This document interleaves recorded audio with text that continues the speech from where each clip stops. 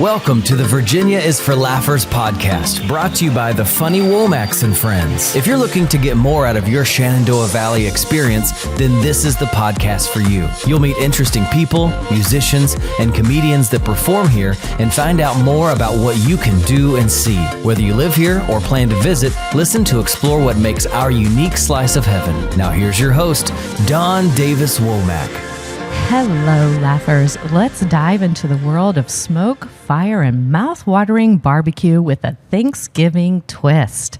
Picture this, a turkey or Cornish hens and a smoked mac and cheese sizzling on the grill as we talk recipes, tricks of the trade, and even a special smoked cheesecake with raspberry glaze recipe just for our laughers.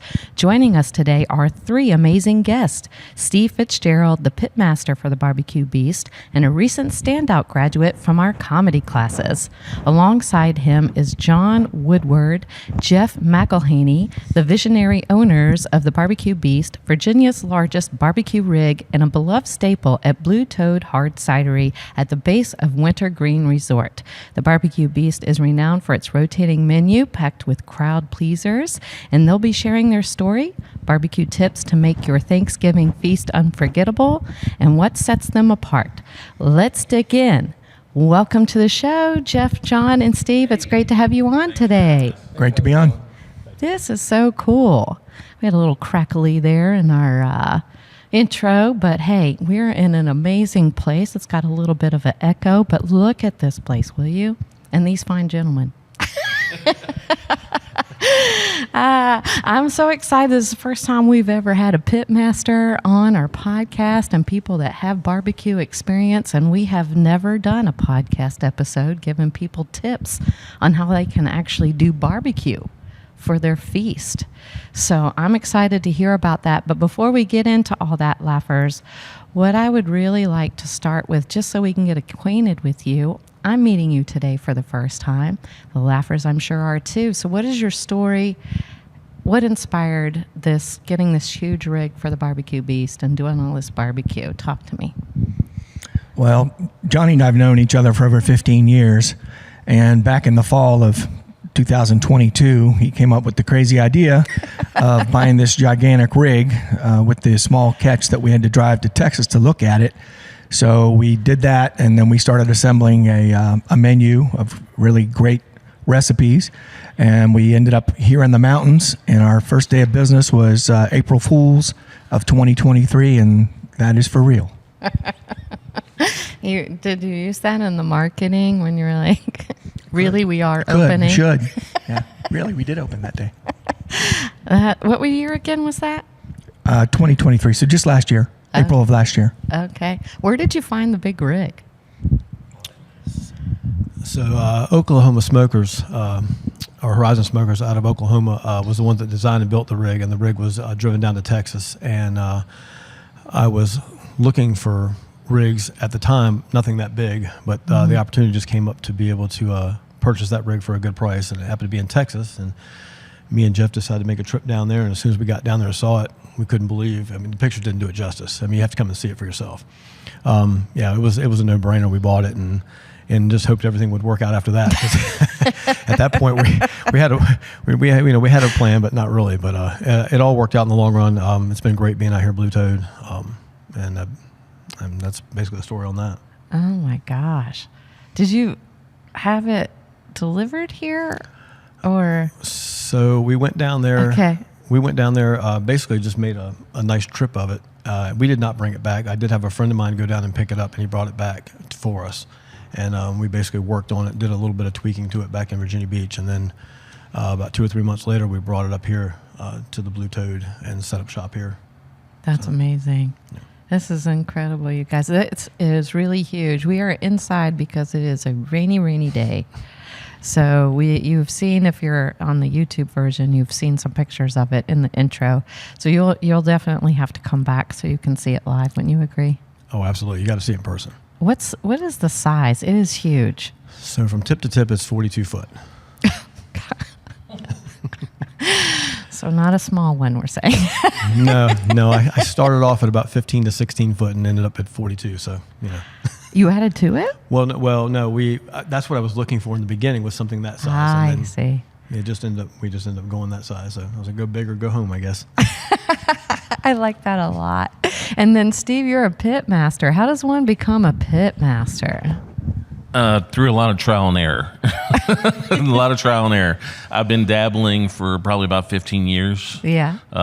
First started grilling, got that from my dad, my family, and then expanded and started small with just a little tiny smoker, and went to electric, propane, then, pellet and wood grill, and then a wood burner, stick burner.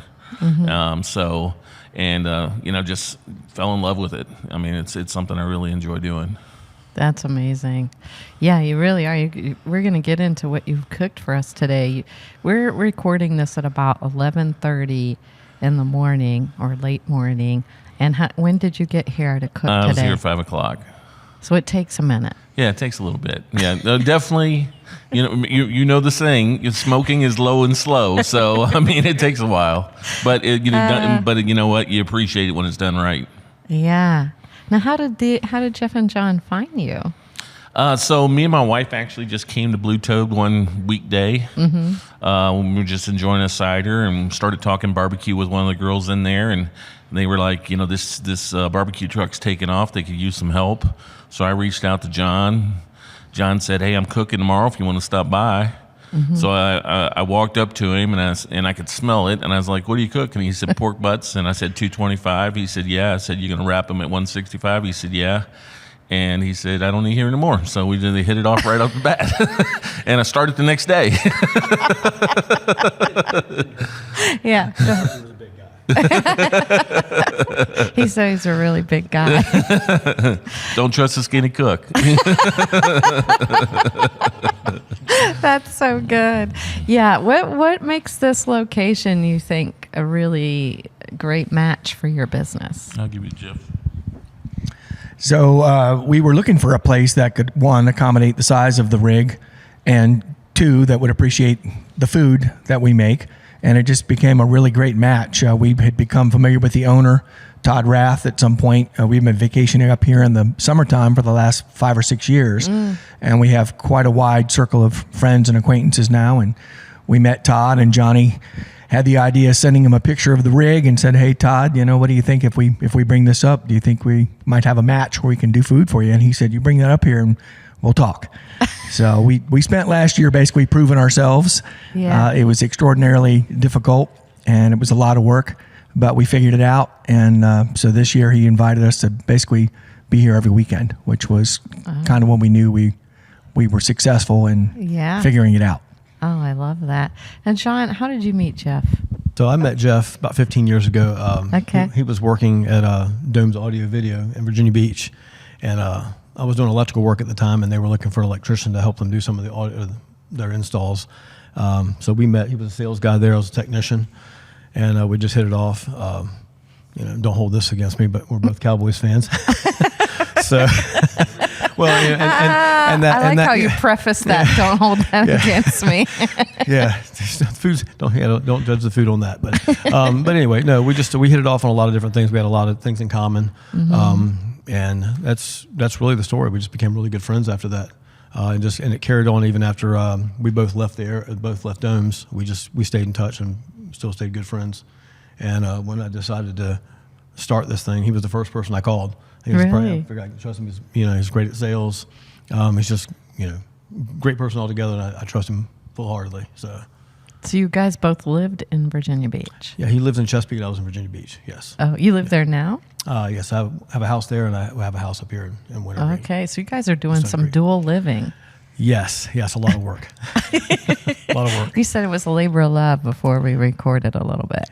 It is. It's a lot of work to make good food. It's just it's not quick and easy. It's not the way to go. It's just if you really want good food, it's a process. And you just you can't no matter how busy you get, you got to kind of maintain that process, because if you don't, it just everything goes downhill from there. And we've been very lucky to been able to get some good people like Steve and Jeff and some other people we have working with us that have really helped us maintain our quality of food. So this business is a passion project. Well, like Steve, I'm not. I don't look like I cook, but But I do. Yeah, he's working. He's got some great ideas, some I've never even heard of too. But I've been grilling outside for 30 years. I mean, I just Like farming? Well, no, just grilling, just out Grilling. outside. I heard Just, growing grilling. outside. Sorry, That's grilling. okay. Sorry. Okay.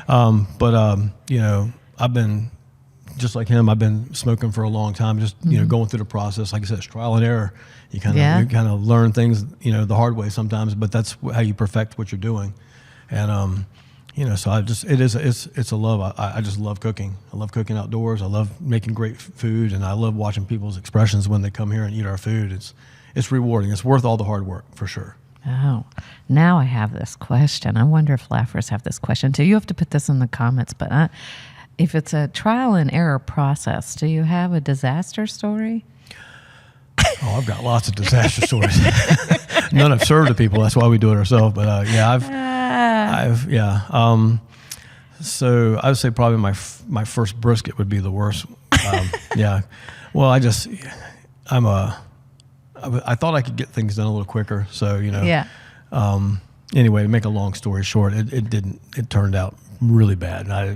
Too dry? Yeah, well, it was just, Or overdone, yeah, it was maybe? way overdone. Well, I let it sit. I was working off a pellet smoker, and I figured, okay, I'll just crank this thing up. I can get it done faster. And I woke up the next morning. It was, It was one of those. That was early on, though. Yeah, it was. Yeah, it was always the first one. But then you learn that, like you said, it's a time thing. It's you can't rush good food. It's a process, and if you're not patient enough to just deal with it, it's not going to turn out. No matter what you try to do to make it faster, you just got to stay with the process. Do you have a disaster story? So when I first started smoking, my first smoker I got, my dad had an Indian Chief. It was old electric. It was a stand-up smoker. My dad used to have one when we were stationed up in Alaska and would smoke trout and stuff.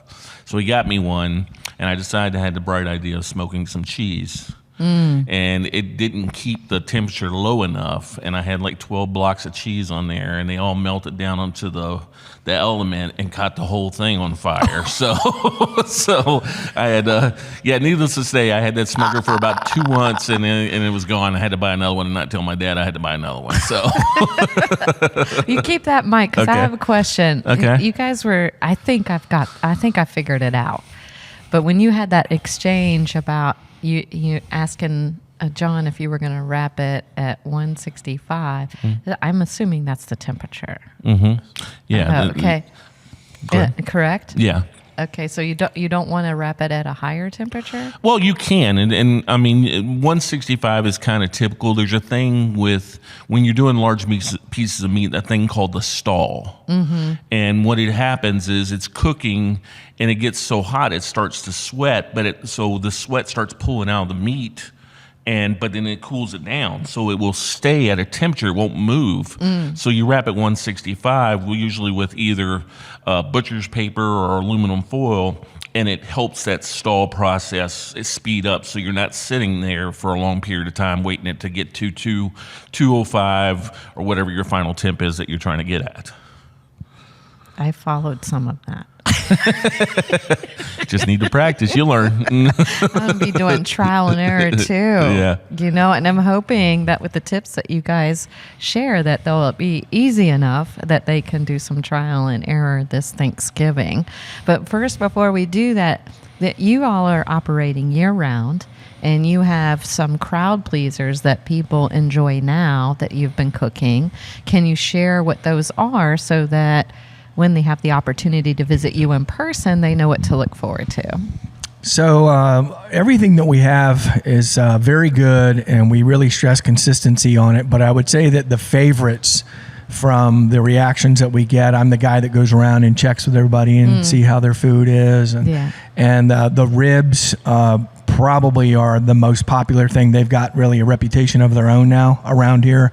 We've had people drive from as far away as Raleigh, North Carolina, which is several hours to get up here to get the ribs. 4 hours, actually. Yeah, exactly. Yeah. And the coleslaw is very good. It's atypical. We don't use mayonnaise, but it's a sweet, sort of a southern recipe. And then our mac and cheese is also gotten a following. We use 3 different kinds of cheese, and it's pretty outstanding. The last thing I would mention is our jerk chicken. We wanted to do something that was unusual and maybe not typical for a barbecue type rig. And so we got a recipe for Jamaican jerk chicken, and it's become one of the favorite things of everybody around here. So we're really trying to figure out how to maybe feature that somehow and just let people know we're just not about pigs, that we can do chickens too. I love that. And for some geographical context, people that live in the Shenandoah Valley have some sort of idea where you are. We're in Nelson County. A lot of people are familiar with Wintergreen Resort. For additional context, I drove down here from Harrisonburg, Virginia, so it's about an hour and 15 minutes south of me. And then what big city is closest to here, would you say? Probably Charlottesville. I think we're about 40 minutes west of Charlottesville. Okay. So people can plan to come is what I was getting at. Exactly. Yeah. Yeah, we get a lot of people come in from Charlottesville. It's not that far when you want good food. Yeah, that's right. Now we're going to get into, we got some items here that you cooked for us since 5 a.m. today, Laughers. That's how many hours is this cooking? 6 or so? Yeah, so the turkey took the longest, and you just want to make sure that we got the right temperatures and everything. So we have some turkey prepared. We actually did 2 of them, just the breasts on these. We've got some pulled here if you would like to try some. And then I totally would.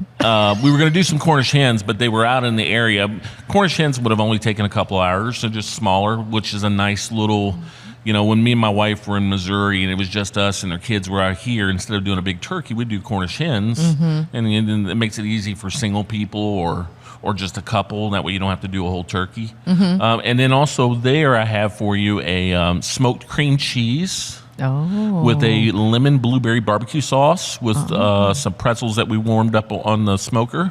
Oh, that is good. So it's very simple. Both of these, that is so simple for any type of party, which I will be bringing to the Christmas party, by the way, in next month. But both of them are really simple processes to do, and we'll talk more about those in a minute. Now I have my mouth full. I want you to talk to me about this cream cheese and how you make that. So it is one of the simplest processes, and you can do it on a grill as well as a smoker, and it doesn't matter what kind of smoker you have. You just lay out the cream cheese, open the packages, just one block of Philadelphia cream cheese. I score it, crosswise. Okay, we have to back up. What's scoring? Cutting? Score and just take a knife and just run some lines parallel and then go opposite way so it gets a crisscross pattern on there. On top of aluminum foil? Yeah, no, just leave it in the packaging that it come in. Just open it up and butterfly it open completely. Okay. All right. And then you can put whatever seasoning you want on it. If you wanted to do a sweet one, you could do some cinnamon and brown sugar, and then serve it with like cracker or cookies or something like that, like vanilla wafers or something. You could do a spicy. Now that one I did the lemon blueberry barbecue glaze, but you could take pepper jelly, put on it. It's up to your imagination what you put on it, or it's good with nothing on it, just the seasoning, and just serve it with crackers or like we did the pretzels here. Yeah. And those are the pretzels actually we serve on the truck, so just a little plug. So we have those as well. But you're talking about 15, 20 minutes on the smoker or the grill. If you do it on the grill, keep it indirect heat away from the coals. Just set it on the grill side, or if you've got a gas grill, make sure you don't put it on the area that you don't have that burners on, and just shut the lid and let it sit for a few minutes. You could do it in the oven. It's that simple.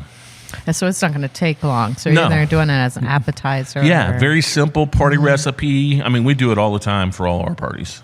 Oh, look at that. These pretzels, do you guys make these? Look at me, I'm going to make my mouth full again. And those are the big Bavarian. I just broke that up to make it easy bites. Do you make them, the pretzels? No, Jeff, I think they get these. Yeah, we source them in and we serve them, and they're very, very popular. They're great at Simple Out of Cidery. They make great alcohol absorbers. So around 4 o'clock in the afternoon, people really start clamoring for the pretzels. That's great. How do you cook the turkey and the Cornish hens? So with the one thing you want to make sure is it doesn't matter what size turkey or Cornish hen or whatever you want to do, okay? But If it's not pre-brined, and it'll say on the packaging, okay, then you want to brine that turkey, and I'll share you a recipe for that brine. Okay. This happened to be pre-brined, so if it's pre-brined, do not use that brine that I'm going to give you because it'll make it too salty. It'll be double brining it. Okay. But brining it keeps it juicy and moist. Okay. Unlike a turkey in the oven that usually just gets a little golden brown, when you're smoking a turkey, there's a thing called the Malamar process. Okay. That's what gives that darkness, and that's what's put bark on pork butt. Or this is why this is a little bit darker. It's not burnt. It brings out the smoke, brings out the sugars in the meat, and makes that crust on there. Oh, I see. Yeah. But you want to cook it anywhere from 225 to 250. Rule of thumb is no matter what size it is, 30 to 45 minutes. When it comes to turkey, chicken you want to get up to about 170 to be safe. But with turkey, actually 155 is safe. It was a safe point on turkey. Oh, really? But yeah, we pulled this at about 163 and then let it rest. Okay, so you're heating up the grill is a good portion of the first part of the 5 a.m. that you came. Yes, here. yeah, getting the grill at the temp. That's the most, when you're cooking any meat on a smoker or grill, you want your grill up to whatever temp. Typically, like I said, I did this about 230 today at 230 degrees. So before I put the bird on there, I had that smoker at 230 before I put it on there. That way it immediately starts cooking the minute you're on there. Okay, and then it's on for 45 minutes. Per pound. That is a Per very pound. good And these were almost thing. 7 pound. Yeah, 30 to 45 minutes per pound. And like I said, but you want to check your internal temperature near the breast, the thickest part. And like I said, with a turkey, the safe zone's 155, but you want to get it up about 162 or so, and then pull it off, let it rest. Anything over 162, if you get up to 165, 170, you're going to dry out your bird. Okay, I'm glad we clarified the per pound. Yeah. Aren't you, laughers? And I'll share that on the recipes as well for you. Okay, and laughers, when he gives me the recipes and all of that, it will be in the show notes. So if you're listening to this while you're working out or driving or watching it at home on YouTube, then you know that you can go into the episode description and look below and find those recipes. We'll make sure that you have them, which is really amazing. Yeah, so this is, and then you cooked something else different, or is that the meat from the turkey? So we did 2 of them, and I pulled one for you so you could try immediately, but I just wanted one for show as well. I think, Jeff, you should put something on a plate. There we go. We got a plate for you. While he's doing that, I want to ask both, do you cook, Jeff, by the way? Do you do the cooking? I do not. No. He does mac and cheese. Oh, okay. That's kind of my specialty. But Johnny and Steve are really the pitmasters. I call myself logistics and operations, which is like everything that's not involved with meat smoking. Okay, so I'm going to give him a job to logistically put meat on my plate and send it over here. While I asked John, you said you were cooking for about a year before you brought Steve on, right? Yes. So do you have some tips to add to how people can barbecue their turkey in addition to what Steve said for this Thanksgiving and future Thanksgivings? I mean, Steve pretty much covered just about everything. Just like you said, making sure that you 30 to 45 minutes per pound. Make sure you get it up to about 162. It's just about, like I said, maintaining that temp, not letting it get too low, not letting it get too high, because if it drops too low, you're restarting that process again. If it gets too high, you're going to dry it out. So it's just about maintaining what you've got, and everybody's smokers are different. You're going to have to, you got to figure them out. Hopefully most people, that was the biggest thing with me too, is every time you get a new smoker, you got to kind of figure that process, how it maintains its temperatures. So really it's just about staying with that process and just maintaining those temps. That's the most important thing. Maintain that temp and then watching your time. And then you mentioned when we were talking, Steve, and I'm going to ask you if you make it too. Do you make the smoked mac and cheese?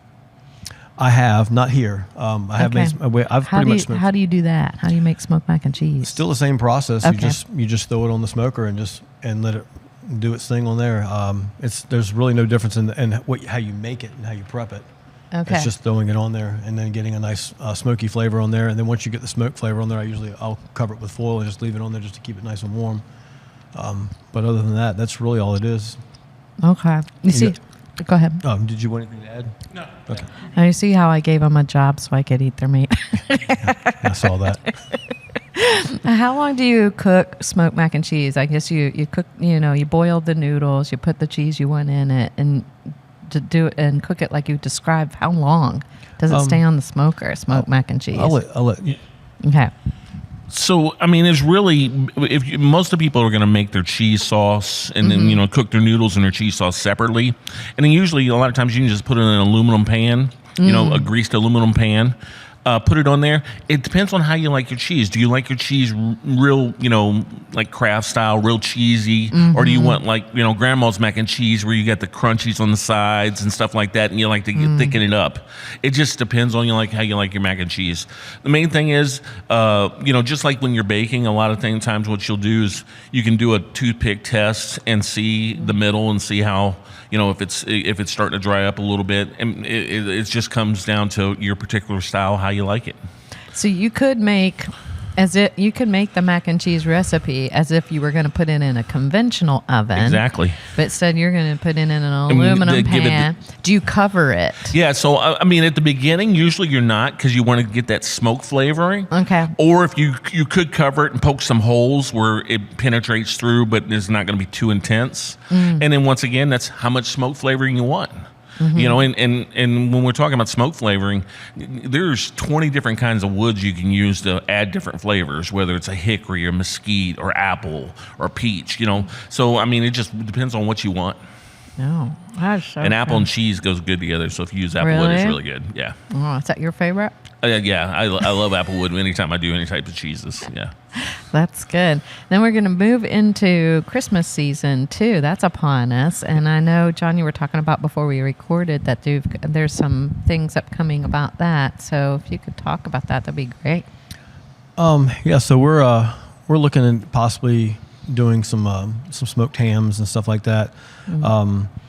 We're still in the beginning process of discussing a lot of things. We've come up with a lot of things we would like to talk or like to do, but we really haven't defined exactly what we want right this second. Obviously, the turkeys would be another added thing. I know a lot of people do like the smoked ham, so that's on the plate.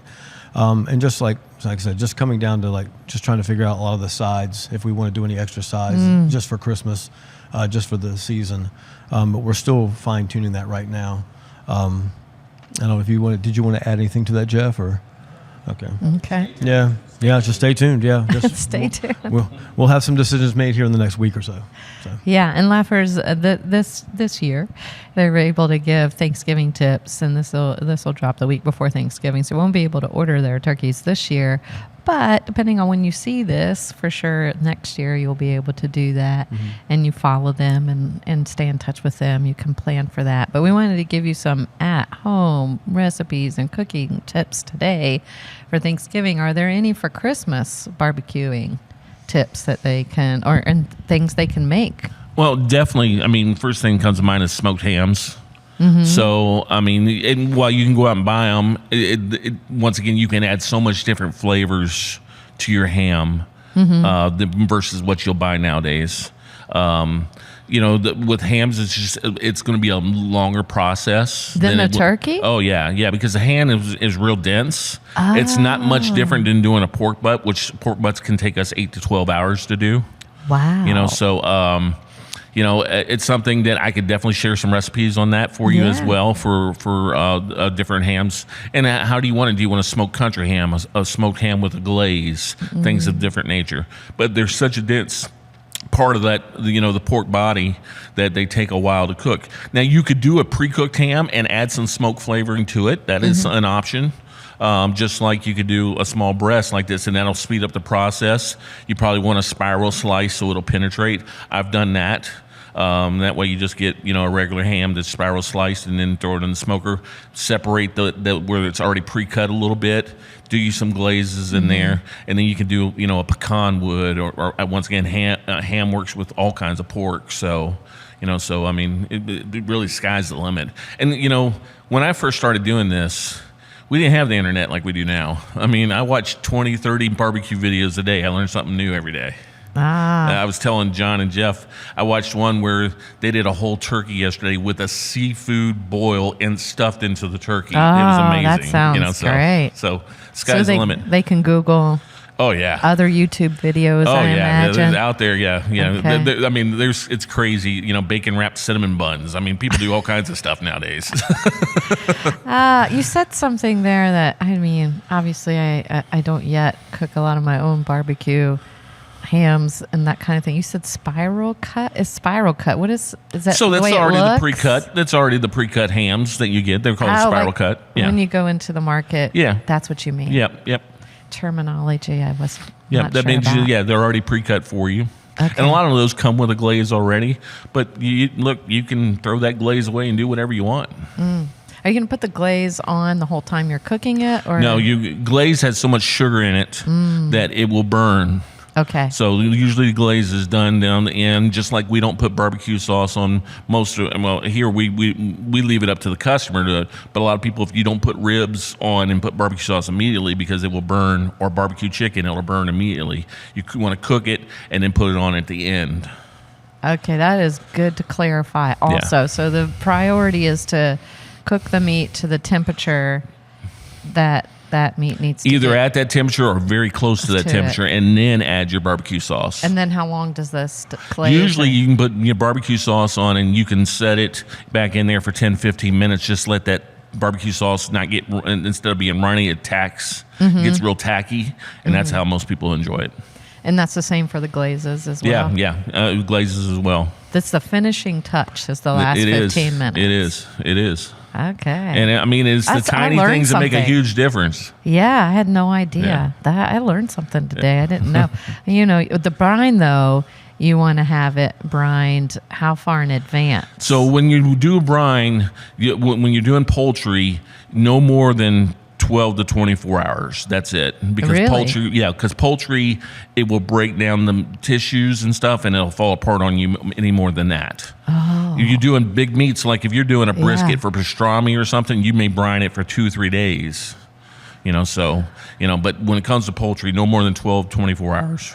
And so the beef can handle longer.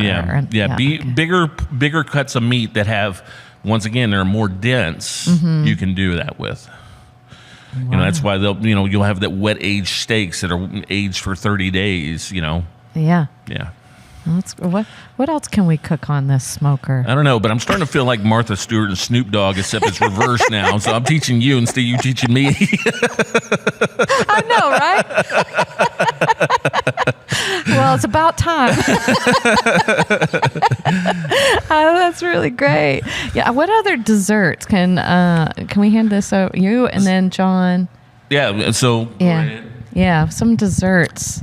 Yeah, Jeff. Well, we haven't done much with desserts yet. We were probably going to put together a faux dessert, which is like a barbecue sundae, where we're going to use mashed potatoes and baked beans and pulled pork, and create something that looks just like an ice cream sundae, but it's made with a selection of our foods. Which is we've done it.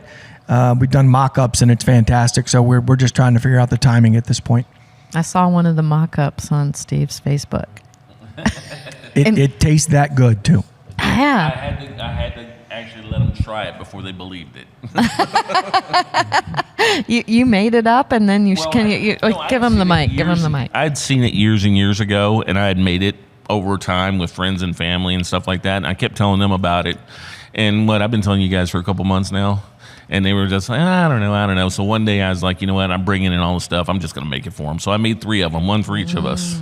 And Jeff come up and give me a fist bump right after he finished his. Yeah, I for one was very skeptical about it. But once he showed me, I said, can you send me a picture? I at least want to see what it looks like. Well, then he ended up building one unbeknownst to me. And he came over and I was like, okay, it passes the sight test, like A+. And then when I started eating it, I immediately went over to him and was like, dude, we're going to do this because it's even better than it looks, and it looks fantastic. It does look fantastic. John, what do you think about it? Yeah, it was really, really good. Of course, I didn't doubt that it was going to be good. I mean, Steve made it, so. But it's also another nice little item that people can walk around with and eat. I mean, or if they just don't want a full meal, it's something they can come in and get and just take off the edge. and which is some of the things we're trying to offer now too. Is just little things like that. Give them the full meal service if they want it, but like about 4, 5, 6 o'clock. Later people coming in, they've already eaten maybe, but they just want something. A little snack. Yeah, and it's perfect for that. I mean, they can walk around with it. It's a handheld, and it's really, really good. It looks good. Yeah, it really is. It really is. For your dessert sweet recipes, one of my favorite things in the world, how long does a typical dessert recipe of a sweet nature take to cook on a smoker? I was telling these guys that, one of the biggest sellers at barbecue places, not that every barbecue place does it, is for some reason there has been a connection with banana pudding and barbecue, which, it can be really quick to make. But if you do, like I'm going to share you the recipe with a smoked cheesecake. That's what I'm interested in. So, how long does that that's take? going to take your normal cooking times. You're just using the smoker as the oven. And that's kissing it with that smoke. And once again, cheese and smoke go good together. You don't want to overpower it, but you want to give it that nice. And then with the raspberry glaze that I'll share with you as well, raspberry goes great with any type of pairing of smoke as well. It's just like pairing with wines and beers. There are flavor profiles that work together. I was like, talk to me more about that. It's just, and like we were talking about, you can actually, with a lot of meats, you can inject it with wines or beers or ciders. Instead of, because one of the biggest things we do with our pork ribs and our pork butts for our pulled pork is we spray with apple cider vinegar and apple juice. But you could do the same thing with hard apple cider. Okay. Or you can inject it with that. There's so many things that you can do. I've seen people inject with root beer. It adds a different flavor profile to whatever. So when you're injecting it, is it in some kind of dispenser and you're putting it in the skin or inside? Yeah, you're injecting it into the meat, and you can get all kinds of syringes and stuff that stainless steel. You can buy, power ones that are electric. It just depends on how serious you want to get. I used to do a lot of injecting. I still do here and there, but not as much as I used to. Where do you find the injection tools? Amazon, where you find everything else. There's a free plug. No one paid us for that yet. But you can make your own marinades, and that's one thing that they didn't talk about. But these guys, when I came on board, they have their own rubs, their own barbecue sauce. Oh, nice. Like the Jamaican jerk chicken, that marinade that he does for that chicken is off the chain. And he's not going to share that with you because, but I'm telling you, you need to come and eat it. But I hadn't experienced it until I come here, and when the first time I tasted it, I was like, man, that killed it. So just like I do, those rubs and marinades are expensive if you buy them out there on the off the shelf, but you can make them so easy. There's so many recipes online, and experiment. Go out and try different things. So, John, is this your creation, the marinade, or Jeff, or both? No, we basically took a marinade and just made it our own. Okay. So a little twist on it. Yeah, that's what we like doing anyway. If you want to call it your own, there's so many things that have been done out there that's almost hard to invent something brand new. But if you can take something that already tastes good and then make it even better, that's what we did. And that's what we've done with everything that we've got here. We've pretty much tweaked everything. And made it our own, and it's just so much better the way we've done it. Not that it wasn't good before, but Is this marinade? Do you sell the marinade also, or is it just right now what you use to cook with the barbecue? Right now, no, we're not selling it mainly because it's just it's got so many ingredients that would go bad. Okay. So shelf stable might be an issue. So finding a way of doing it. And the problem with doing it any other way is that not using some of the fresh stuff that we use is I'm not so sure that it would come out the exact same way that we do it. So we don't really want to sell something that somebody gets back after they've had our food and then they go out there and they undo it and they make it their own, and it's not the same thing. We want to make sure that the consistency, when it leaves here and goes somewhere else, it's the same. The quality is remaining the same. Exactly. So that's why we really haven't gone that route with that yet, no. That makes perfect sense. Now, Jeff, hand him the mic. You are the salesman of this outfit. Yes, ma'am. Okay. So talk to us about some strategies that you have found successful that maybe can be helpful to other potential business owners or people that are trying to sell anything, and maybe some challenges that you've overcome. Okay. So out of tyranny of urgency, I was elected to create the POS system, or make the POS system, the operating system, serviceable for our company. We were running out of time and I had to do that. That naturally led to me working the sales table where you ring people up. The point of sale. Yeah, as it worked out, that was exactly what needed to happen, because then while Johnny is cooking and Steve is cooking, I'm the guy that goes out after everybody's sitting there eating and their eyes are rolling back in their heads. And I go out to get confirmation and I ask them, what did they like? What didn't they like? It's been very gratifying and it's very interesting. I never realized before how personal food is to people. It's, if I had a nickel for every time somebody said, I'm really picky about my fill in the blank. I'm really picky about my collard greens. I'm really picky about my mac and cheese. I'm really picky about my coleslaw. And if they ever refuse to do something or to buy something, I will bring it out to them for free. And that's my way of creating devotion rapport, and broadening the horizons, because most people have never had our versions of whatever it is that we're serving. So that's been really very... that's been really a primary strategy, is just spreading the word and spreading the food. And then I'm one that will make suggestions. If I see people sort of laboring, people have a hard time making decisions, so I'll make suggestions. I often suggest the chicken, and I've never had anybody say, wow, that was the wrong move. They're very grateful for it. Yeah. So it actually gives me a little opportunity to steer what's going on. And we take feedback too. So we've made a couple of changes I can think of right off the bat to a recipe that somebody suggested to me when I went and checked with them on how did they like their food. Okay. So we're not so proud that we can't take feedback. It's been very very useful and helpful to our business. So one of the strategies is, if they haven't tried it before, you're like, here, try this. Yes, I've given away a fair amount of food, which originally was met, let's just say, with raised eyebrows. Trepidation's a good word, but I really wasn't even offering or asking if I could do it. I just would go back and get food and take it out, and then the results started to come in, and now everybody does that if they have somebody that's skeptical about something. It's a priceless way to change people's minds when they have preconceived notions about something that they've had somewhere else. And my point is going to be, but you haven't tried ours. So that's very popular with our coleslaw, which nobody's ever had it before. We've had many people ask, what's your style? What style is your barbecue? And I tell people we really didn't set out with any particular style in mind. So I'm calling it Virginia, since we're in Virginia.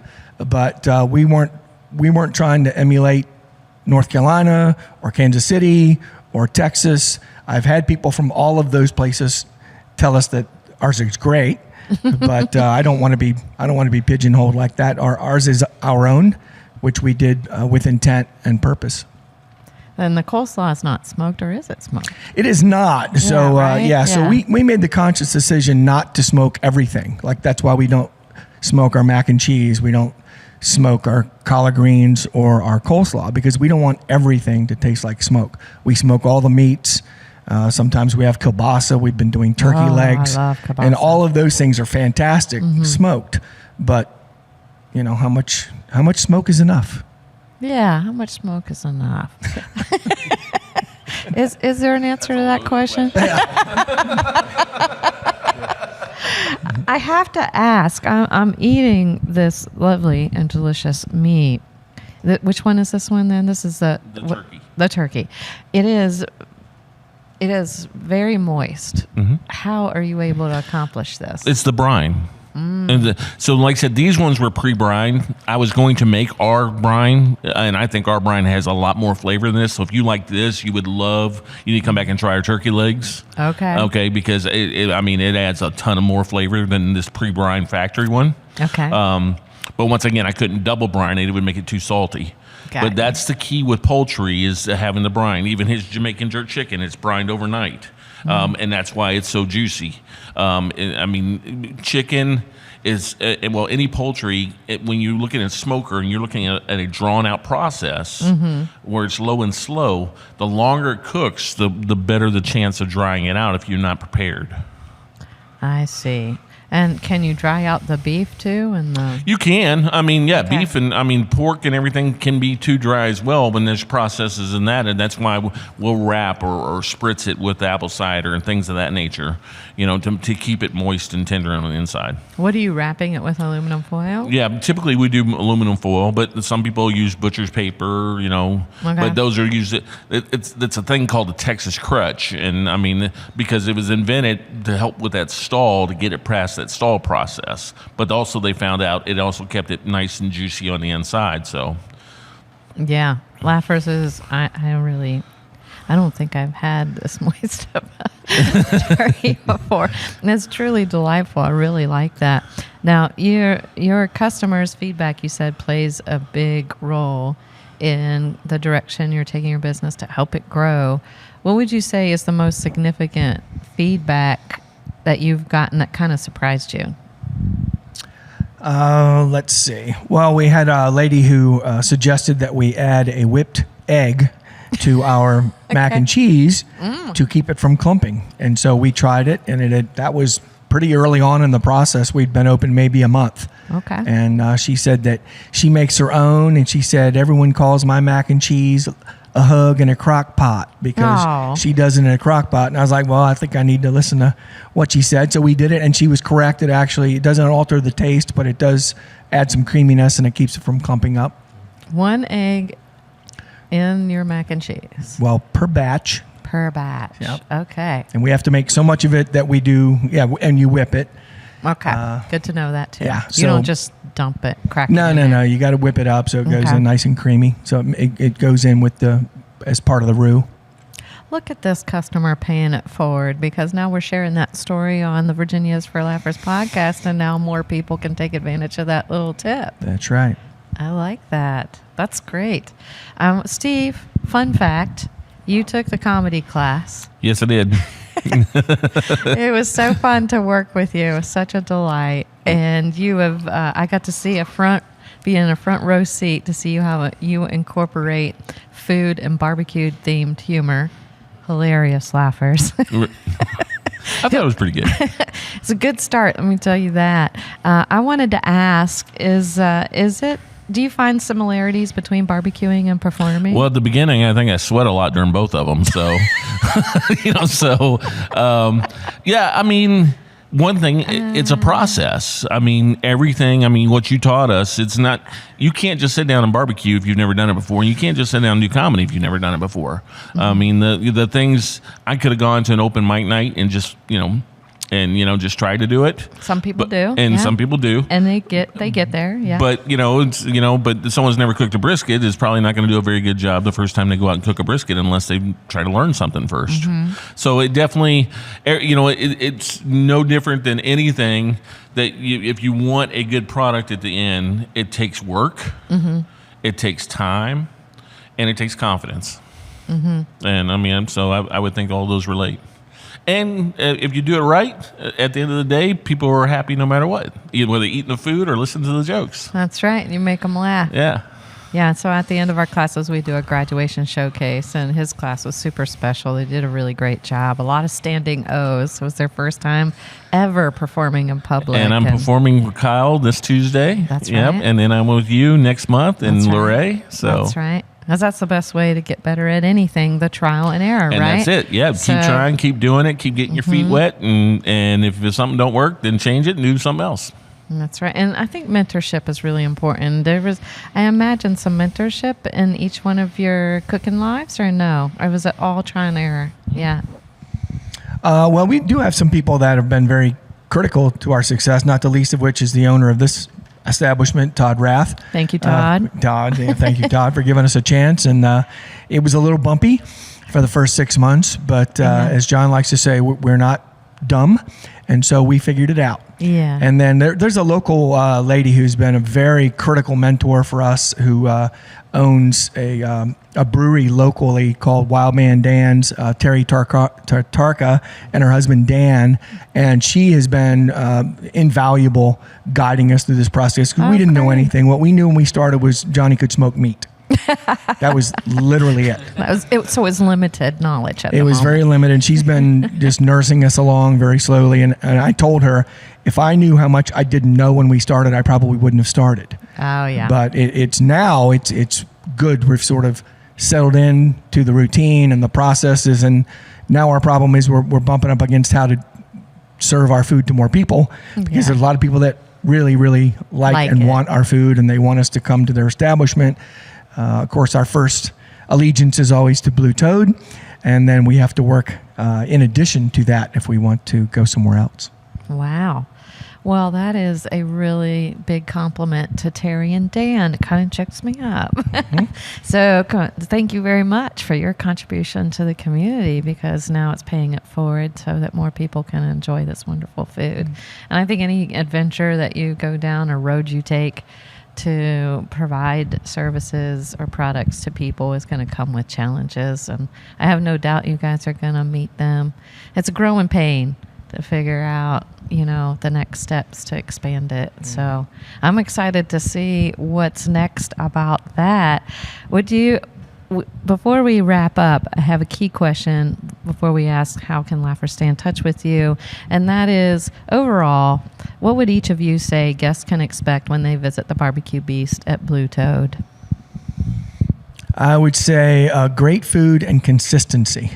We are fanatical that we don't cut any process at any time, because we don't want people to come. We have a lot of people that are returning, and they come here expecting certain flavor profiles, and so we do not want to disappoint anybody, and so our food is the same every single time, and Johnny and I are committed to that.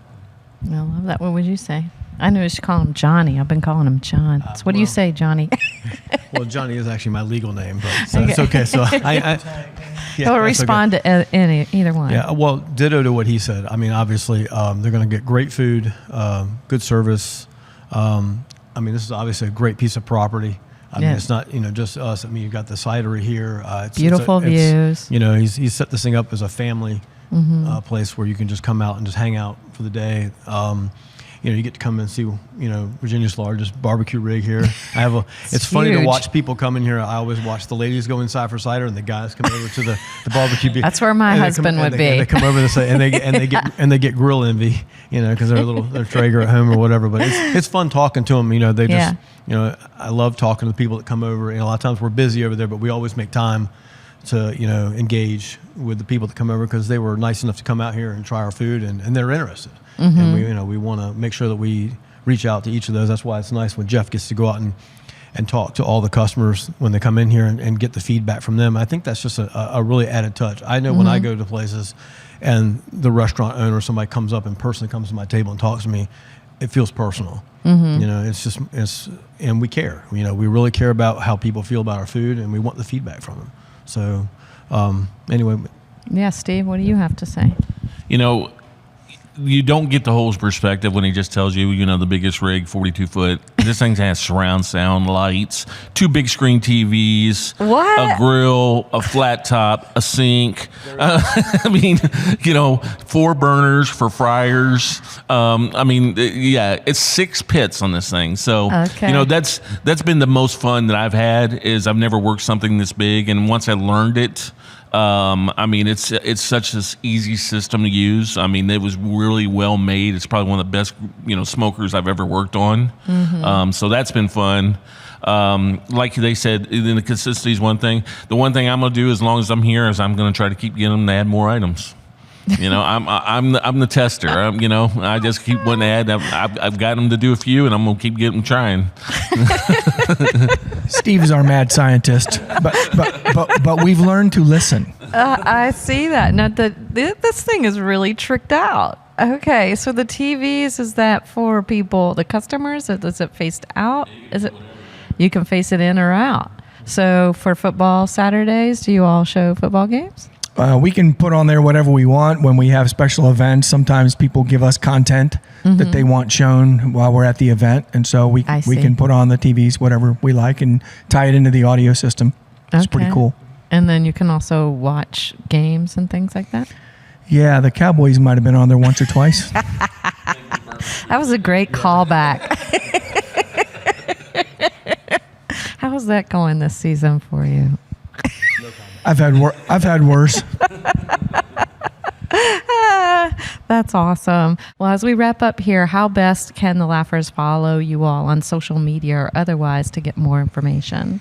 Well, that is a work in progress, and I will tell you that at the moment, probably the best way to reach us is to go through Blue Toad's website or Facebook, and they can track us through there for our schedule and anything that we're doing around here. We are hiring a social media person, so that's just one of the things that's on our to-do list. That's not something that we excel at because, we're not young folks anymore. Tell me about it. I'm working on it, Laughers, as you can see. So thank you for your support. And thank you, Steve and Jeff and Johnny, for joining us today and talking about all things the BBQ Beast. It's truly been a pleasure to spend time with you and eat your delicious food. Oh my gosh, it has been so awesome. So thanks again for coming on the show. Thank you. Our pleasure. Thank you. Absolutely. And Laughers, we'll be sure to put all the recipes in there and how to get in touch with them in the show notes. And if you enjoyed today's podcast, be sure to give it a like, subscribe, share, tell a friend so we can grow our comedy family and Virginia's for Laughers community so that all of us can get more out of our Shenandoah Valley experience. And lastly, and most importantly, thanks for tuning in, Laughers. Out of all the podcasts out there, you picked us, and we think that's pretty darn special, just like you. Until next time, keep smiling. Bye. Thanks for tuning in to this episode of Virginia is for Laughers podcast, brought to you by the Funny Womacs and Friends. We'll be dropping a new podcast every Wednesday, so check back for another uplifting episode. Come to a FWAF show or let us bring one to you. To find out more, head to thefunnywomacs.com. Be sure to share this podcast with a friend, and until next time, cheers.